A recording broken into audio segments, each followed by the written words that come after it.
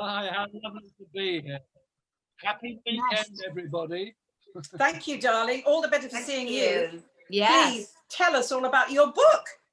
Well, it's the third in a series of adventures for children from 8 upwards. Really, it's history by stealth. I don't want it to sound too academic, but I place an adventure in an actual historical setting. So this 13-year-old boy, Freddie, can disappear through a world map on his wall to anywhere in the world at any stage in history. So I can actually plant him with King Tutankhamun in the pyramid.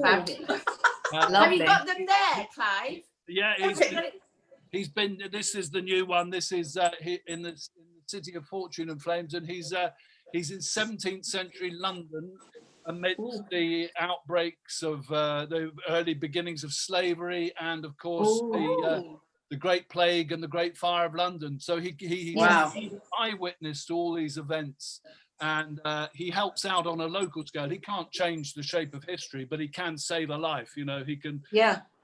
One of the books is set in Nepal and Everest, and he can, save a little girl from stampeding yaks coming down. So he wow. Do you know, that's fantastic? So he's a sort of 13-year-old superhero. Exactly. And yes. He's got a great best mate, Connor, who, Freddie doesn't mean to be a superhero. It's all accidentally. And his best mate, Connor, bless him, is a little overweight, a little pig. He's bullied terribly in the 21st century.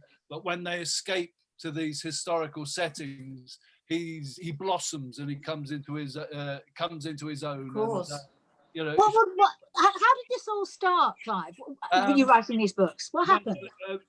Many years ago, while I still had the energy, I went to Everest. I had to go. Wow. It was a place in the world I had to touch. My dad had told me all about it. Because I was born in 57, and it was the first climb, the first descending of the mountain was 53. So it's still very much part of the national conscience at that time. And my bedtime stories used to be about Edmund Hillary and Sherpa Tenzing and things like that. I knew I had to touch that bit of rock. And I've got there's a bit of Everest for you. Oh, have you? Wow. I brought it home. It's a bit smaller than it used to be. Aren't we all? Yeah. But I had to go there. And the most amazing thing about the Himalayas is that it takes so long to get anywhere. You don't just set off and, the next day arrive at Everest. It takes about over 2 weeks to get there, walking in. Wow. And you have to acclimatize to the altitude all the time. The air at base camp on Everest is half as thin as it is, half as thick as it is at sea level. So it's a really debilitating physical arena to be in. Yeah. But the only thing you have to concentrate in these amazing places is keeping warm, keeping fed, keeping watered, looking after yourself and the people around you. So it's an amazing way of getting rid of all the rubbish in your head. Yes. All the insurances. Extraordinary. Or what should I do about my agent? What should I do? All this stuff that invades us every day. You get rid of it. Of course. It finally allowed me to sort of have a wonderful idea, which was the hook of boy disappears through world map to anywhere in the world at any stage in history. Yeah. It was then. And also, Clive, I have to say that it's a great way of retaining, stuff about history, because I remember reading romantic novels in my day, and it stays because you're emotionally engaged with it. So it stays in your head. It's a fantastic tool. It's trickery in a sense, because I mean for the Plague and the Great Fire, I've probably read 8-10 wonderful tomes by literary giants about the period. You absorb all that. You mark up the things that you want the situations where you want Freddie to be involved in, and help structure a story, and then you drip feed these little bits of the facts into the book, and I think the children are absorbing those by osmosis rather than. Clive, it sounds very filmic if we were in normal times. Well, funny. Yes. I mean. they have been that by a couple of film companies who've all gone, "Ooh, it's a bit expensive." Oh. The first one isn't. I mean, the Nepal, once you're out on the trail in Nepal, that's not terribly expensive. Ancient Egypt, however, Freddie being King Tutankhamun's best pal, when he's got about 3,000 servants and army and horses and chariots. We could all be extras. We'll do it for nothing. Absolutely. And we'll use a green screen. It's not a problem. Have you got any old gold lame lying around? Yes, darling. A lot. Look who you've asked. We've got loads of gold lame. Loads. Yeah, Loads. But has it been optioned? Has it been optioned by a film No, company not yet. The third one, obviously, 17th century London. Well, you could film it around the back of my old flat in Islington. That would. Is it actually live action, Clive, or animation? No, nothing yet. I mean, it would lend itself to anything, like live action film. Yeah. TV Yeah. series, It would be so amazing. Sounds like it. Yeah, so the most important thing is that it's getting kids reading about the period, Yeah. because they get involved with the adventure. That's actually really the important thing, and that they're absorbing all this other stuff. Yeah. I mean, I used to read, and I wonder if the girls did, because it's our area. I used to just read all Jean Plaidy books. Mm. Do you remember Jean Plaidy? So she used to write history, but she used to write it as romantic novels, and it was Exactly. brilliant. I think it's a great. It's certainly not an original thing for me to do, but I think it's important, especially the slavery element in the 17th century. I didn't know quite so much about it.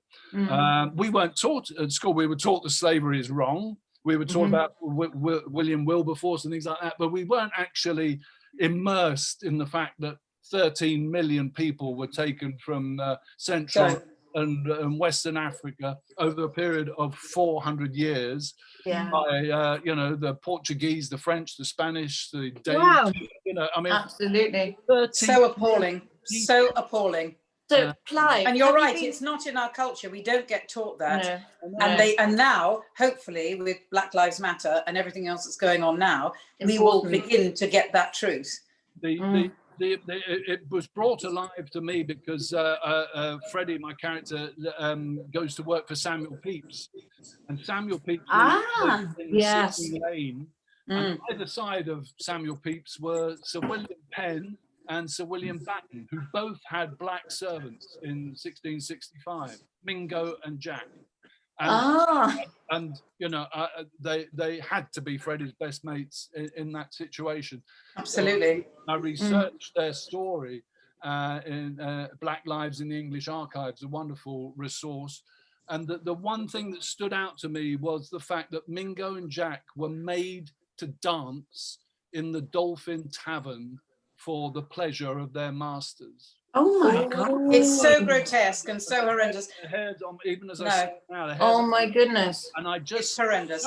when I read that and pictured these two black servants in all their finery, because they were really well dressed, but with these huge silver and brass collars around their necks, engraved. Horrendous. I know that. I think also Alison Hammond is doing a Black History. This is Black History Month as well. He's going back to all those different ages and bringing up realities and truths, because it goes, it's all through history, and it's fantastic. Oh, whose phone is that? It's our estate agent. It'll be an edit. Go away. Decline. All right. Go away. Can I say one thing to you, darling? Can I just say one brief thing? Yes. Bottom. Oh, sweetheart. Bottom smelled, I will say back to you, which was the name of the episode. Now, that's where you and I met, and it's where I met my wife, who is... Exactly. Oh. It's amazing. How? And we, with Rick and Aid, and people still put those clips up on social media all the time. I've got a picture of us here somewhere. No. Yeah. Really? I shall find it as we're talking. But Yes, dear. When people ask you for your autographs, I get asked obviously casualty and stuff like that, and then they always want one of me punching Lewis. Oh, brilliant! Oh my goodness. That's brilliant. That's me defending your honour. Thank you, my darling. And Clive, I remember meeting you at a ball with Joe Cuby. Oh, the great Joe Cuby, who we played cricket with. Yeah, how fast. That's right. Yes, he used to have this thing on a Sunday, didn't he, where lots of celebrities would get together to play cricket, and it was amazing. And With Peter English. And the last time I saw you, darling, was at the funeral of the man that we loved the most in the whole world. Derek Folds, one of my oldest, greatest mates. Yeah, what a wonderful, delightful, charming, naughty man he was. He was absolutely fantastic. His funeral, you'll back me up on this. I was lucky. Well, I was asked to do the eulogy so I could express my feelings about the man. But then after I spoke, up from the pulpit popped Basil Brush. The original Basil Brush. And so Derek's coffin was here and Basil Brush was up in the pulpit. And he kept was talking. Brilliant. It could have gone terribly wrong. I think when they originally told me about the idea, I went, well, all right, give it a go. I was a bit worried, but it was absolutely perfect. Wonderful. Oh. It was weird, and somebody didn't turn up as well. Well, there were terrible floods. This was before lockdown, wasn't it? I mean, it was literally a week or two before lockdown. And the Wiltshire, where we live, Derek lived just down the road from me. And with floods everywhere. And who was it? I can't remember who it was. Donald Douglas, lovely actor called Donald Douglas, who got Derek into acting in the first place, was coming to do the second part of the eulogy and just couldn't get there because of the floods. Poor man. I mean, talk about how awful. That being late for someone's funeral is a terrible thing. Yeah, but Derek Folds was the most amazing man. I know you loved him, and we have had such the naughtiest person. We've had such fun talking about him and reminiscing about Derek. I miss him already, and it's ridiculous, isn't it? It's a huge gap in one's life when he's gone. You don't realise when someone's there. I don't think I've ever heard anyone say a negative thing about him. Not a nasty thing even, but not even a negative thing. Anything. Nothing. Yeah. How lovely. He would have loved this show with all of these women. He would have flirted his head off. He sounds very naughty and nice. Clive, where can we get your book, and where and when? But it's available from Monday. I mean, I get my copies in advance, luckily, but Monday on Amazon. And brilliant. Lovely. I don't deter people from going to, I'd love people to go to their local bookshop if they're open. Yes. Yes, and order it. Yeah. But Clive, if you can find, I'm sure Paul will find the link, Paul, won't you? Who is our wonderful videographer and editor. If he can find the link, then we can put it on the link of the show, and then everyone can just go straight and buy it. Hurrah. Yes. Clive, can I just say before we end, I have never got over, and I will never get over, you not marrying Dawn French in Vicar of Dibley. Oh, there you are. We had this discussion last night. I have never got over that. Why you didn't marry her? I just loved your character, and I was so angry. I can't even watch it now. I'm still so angry. You must have thought you were going. Well, no, you'd have known the storyline, wouldn't you? Yes, the thing was, I was filming Holby City at the same time, and it was a break between two series. Oh. You literally had a month off a year. You'd finish one series, everyone would just go and lie on a beach somewhere like that, and come back a bit browner for the next episode. I have to say, you were brilliant in both. I loved you in that. Absolutely. So the two episodes I did. I think they were a year apart. They were in between two. Yeah. Oh, really? Yeah. Oh, okay. Well, what a joy that was. She's the most amazing woman to work. Really? Clever enough. Oh, I'm glad you enjoyed it. The funnier people are around her, it reflects on her. How many of us have worked with comedians who don't like other people getting laughs in their show? Yeah. But it was brilliant. She won everything. I'm so pleased. It was wonderful, especially that iconic moment where she goes into the puddle. In the puddle? Everyone remembers. And, magic. luckily they warmed the water up a bit before she went. Did they? Right. Autumn or early winter in Buckinghamshire. I don't think the puddles are Oh, that warm. No. no. It was a clever Brilliant. trick, that, wasn't it? It was a really clever trick. It's Brilliantly done. one of those things, and it sort of often vies with Del Boy falling through the. Yeah. Yeah, it Oh does. my That's God. right. That was the funniest thing I've ever seen when he fell through the bar. It doesn't matter how many times you see them, Doesn't matter.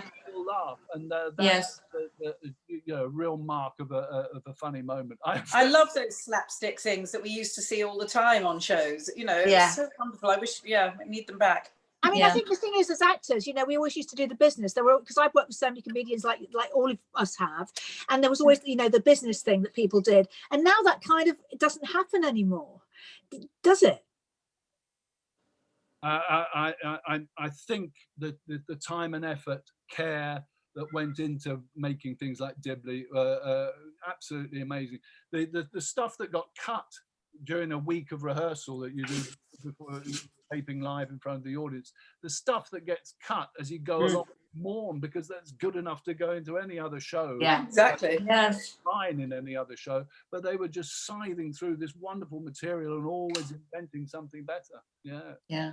Wow. Amazing. I loved it. Really fantastic. Debbie, do you remember me being the flyman at the Panto in Kilburn Broadway? Oh, please don't! It's when I had a pussy in that, didn't I?